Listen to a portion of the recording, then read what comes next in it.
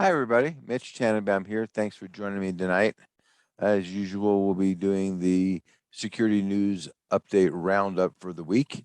And if you don't remember, you can go to the blog, cybersecurity-mitch-tanenbaum-blog.com/SNU.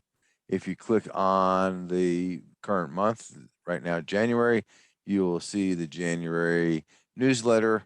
And then if you click on the newsletter link itself, you will see the newsletter. So with that, we are going to get started. So first thing is SAP, and we see this every month. You know, the big guys have massive numbers of patches, whether it's SAP or Oracle or any of the other folks, and sometimes numbering in the hundreds. In this particular one, though, it allows for a supply chain attack in that it allows you to bypass authentication. It does require some finesse. It is a somewhat limited attack, we think, but it has a very high score of 9.1 out of 10. Moving on to the Olympics, we're coming up on the Olympics very soon, and U.S. Olympians have been told to leave all of their electronic toys at home, which is going to be really, really tough for Olympians, but they have to install Chinese government created applications on their devices in order to go do the things they need to do, like report on their daily COVID statistics and such. So, you know, and it appears that the app was written with stealing data in mind. So it's really probably the right thing to go do, especially given the nature of surveillance in China and the likelihood of them putting something on your phone that you're not going to like. Next thing is the Zoom, which I use all the time, one of the many video conferencing solutions that I use on a daily basis. The Google Project Zero, the guys that are equal opportunity reporters, they go off and report on bugs on every software platform, including Google's platforms, I might add. They found 2 bugs in the Zoom client, so make sure that your Zoom clients are updated. In theory, most of the time, Zoom clients are updated automatically, but just in case they're not, this would be a good time to go check and make sure that it is updated.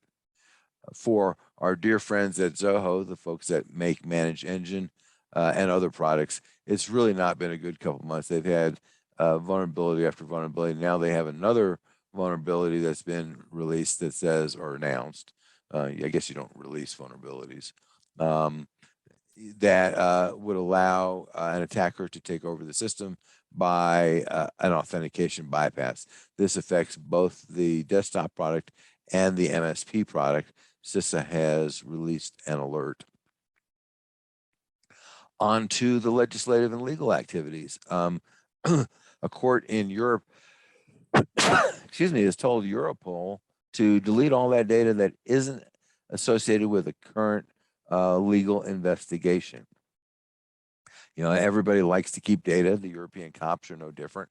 And the European Data Protection Supervisor said, well, you can keep data if it is associated with a crime.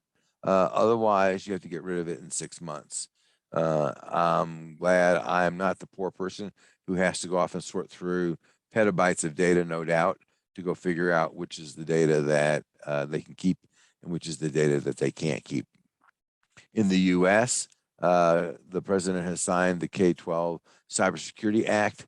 It's a down payment, but you know, down payments are good things, so that's good.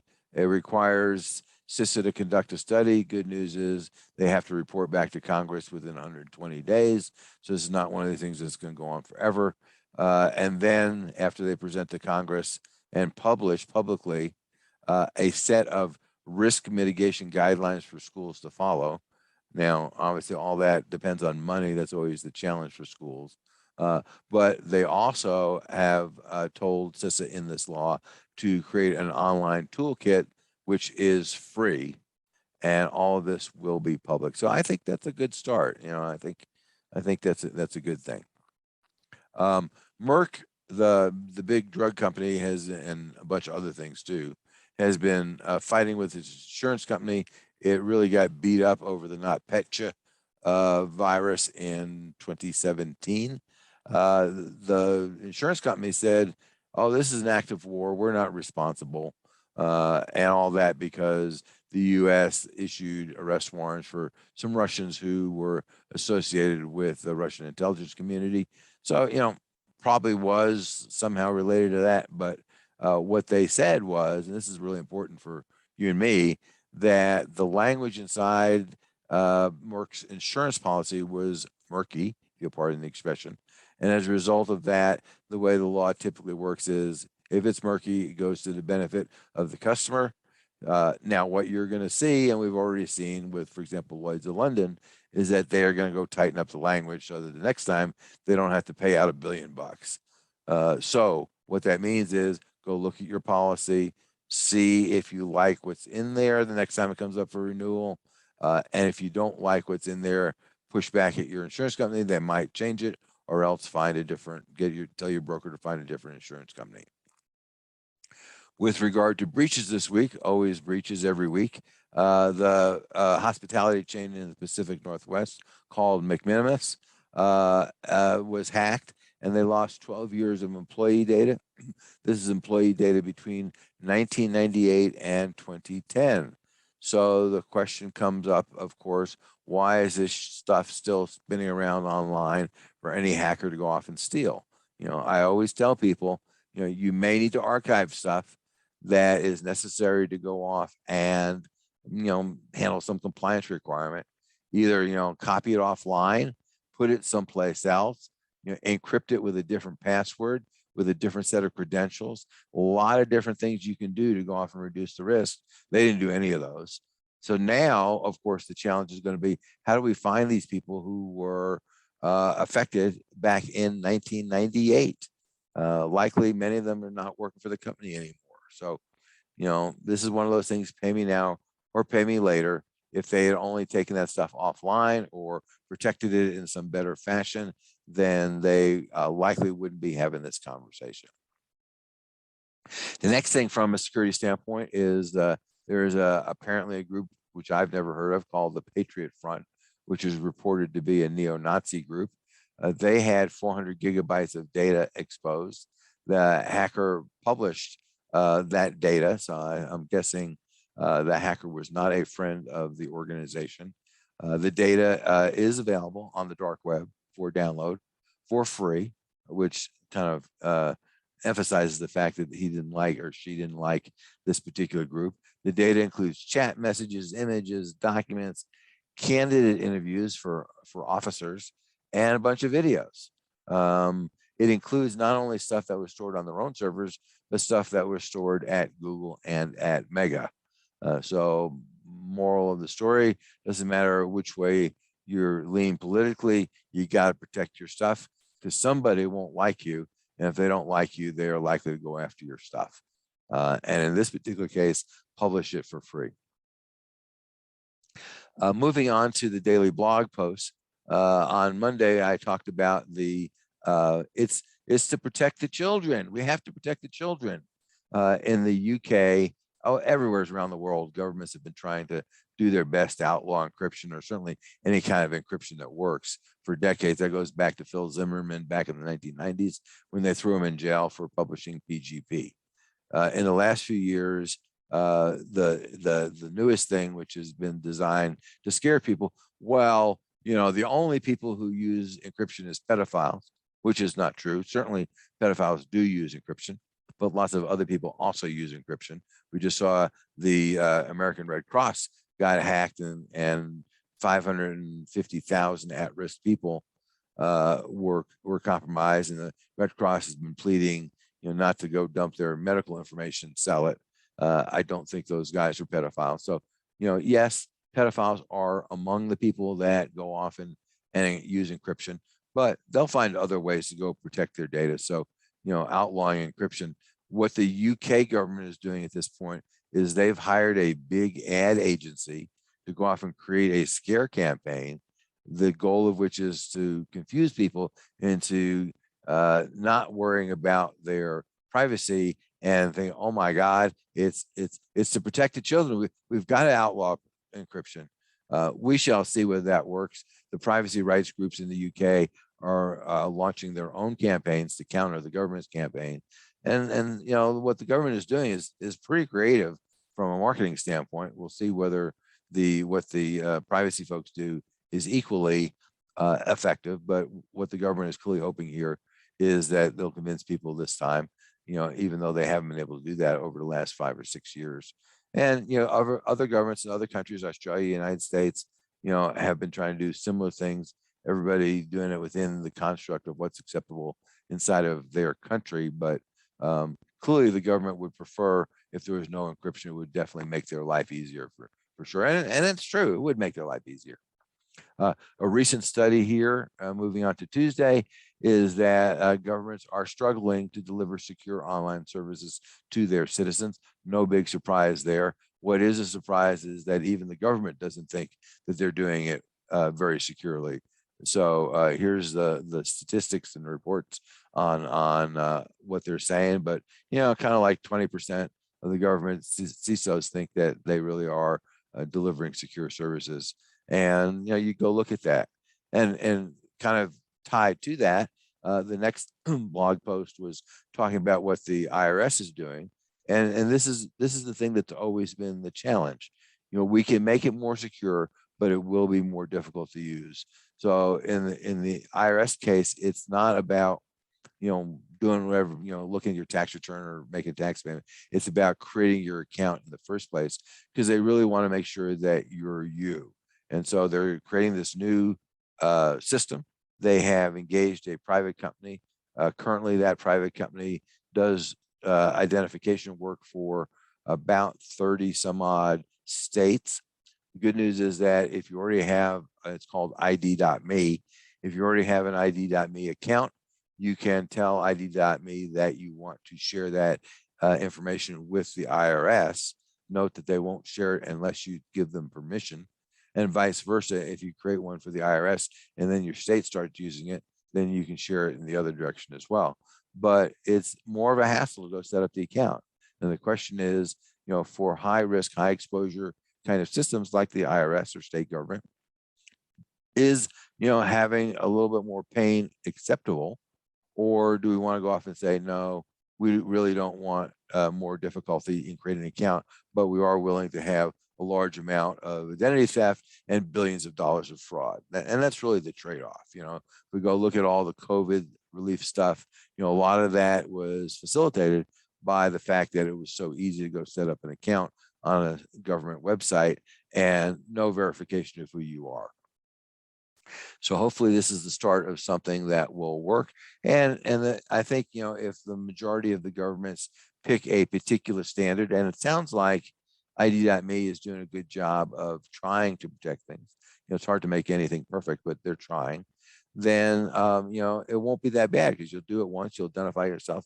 It will wind up being fundamentally a national identifier, something that folks have been railing against for a long time, but I just don't see a way around that. Either you're going to wind up with a whole bunch of disparate accounts, which is going to be super confusing for users, or you're going to wind up with an effective national identifier of your choice. On to the last post of the week. Russia has arrested some of the our evil gang members, about 16 of them. What the motivation is here? I mean, they say that the United States asked them to, and they probably did, but the United States asked Russia to do lots of things, and Putin doesn't do that. So what's Putin's end game here? Why is he doing this? We don't know yet, but not to worry. I'm sure he will let us know. There has been an ongoing conversation about gas or electric cars, which one works better, and this was related to the boondoggle in Virginia that came from the ice storm that had people stored on the stalled on the internet for, God, I'm not doing so good here, stalled on the interstate for over 24 hours in some cases. And the question is, you know, which is going to work better, a gas car or an electric car? It turns out it's not exactly black and white, but there's nowhere near as big a delta as some people might expect. You know, there is a difference in that right now, today, you know, if you have to charge a electric car, it's going to take longer to do that, but easier to go off and put a gallon of gas in a gasoline internal combustion engine. So that part is easy, but it's an interesting article if that's something you're interested in. Like I said, not exactly black and white. Next item is that Europe wants to create its own DNS infrastructure. Not necessarily a bad idea. I mean, there's lots of DNS providers these days. I think the motivation that Europe has about that is that they want to be able to control, to dictate to the DNS provider what they do and don't do. They are obviously much more challenged to getting someone like Google or Cloudflare or somebody like that to listen to their desires. They might do something, they might not do something, but if the DNS infrastructure is controlled by the EU, then they can say, well, this is illegal in the EU, you're a EU business, so therefore you have to comply. The challenge is going to be that the EU ISPs make a lot of money, just like everybody else, selling your data. And if they can no longer do that, they're not going to be happy. So are those ISPs going to go push, your private DNS infrastructure if what that means is negative cash flow to them? The Europeans could pass a law that says you must use this. This is the only DNS provider, and as a user, if you go off and pick a different DNS provider, we're going to block it and not let the traffic go through. Could they do that? Sure. Is that going to get some pushback? Yeah, I would think so. But who knows what the Europeans might do? So stay tuned and watch that. It's going to be several years before that anything important happens. A recent study shows that a large number, more than half, of internet-connected healthcare devices, medical IoT devices, have critical vulnerabilities. The number was about 53%, and that's not really a good thing.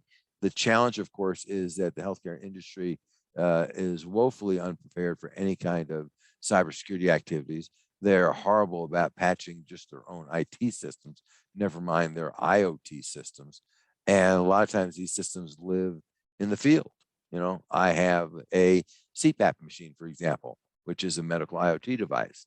It is connected to the internet. Well, actually, it's not connected to the internet, but if I was in a different part of the country, it probably would be connected to the internet. They have some, shall we say, technical glitches in making that particular thing work. But it is a medical IoT device, and in theory, it should be patched. So tens of millions of devices, and the industry is just no way prepared to go off and deal with that.